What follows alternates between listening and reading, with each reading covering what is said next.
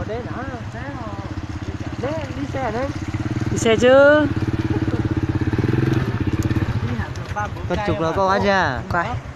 Mà. Ô, tôi chỉ kể là tôi cười đi à. Bé tôi kể ra đất của tôi sẽ sát sải. Mua chưa? Chuyện này chắc không đúng đâu. Mua chưa? Không đúng nữa.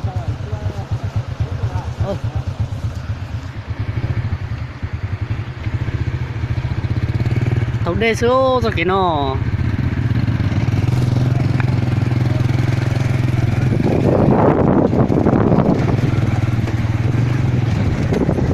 Chị là có chỗ mà bên trên á. Hả? Chị là có chỗ mà bên trên à? Chào. Xảy cái nhiều con sẽ co. Ô trời ơi. Ai cái đấy không không.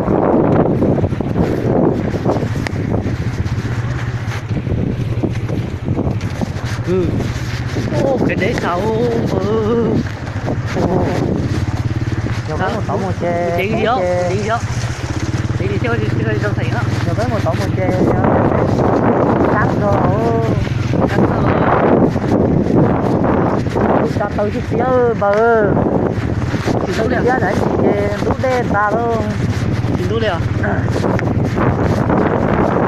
Để nó anh còn Giờ chiều nó nói giờ bây giờ nó to đấy. nó ngon. Tôi chỉ đâu đấy. Cái trong đuôi ấy. Nó dây giò này cho hai à? Tôi cái trong đuôi. Có ta để cho nó dây đuôi này. Đánh ngủ. Cái trong đuôi.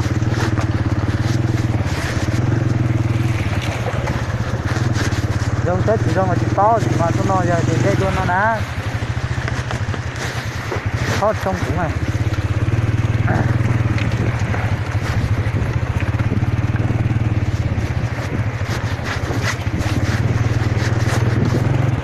Đi phượt.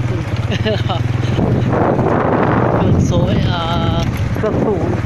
suối chiều vậy nè. Biết rồi gì nhỉ? Suối tao xia. Cái tao xia. Nó sẽ nó xé là bờ nó sẽ thay rồi. Xia cờ. Nó biết thật tuần rau rồi nè. Lấy cây nó để tuần rau rồi. Ồ, cái. Ôi giời.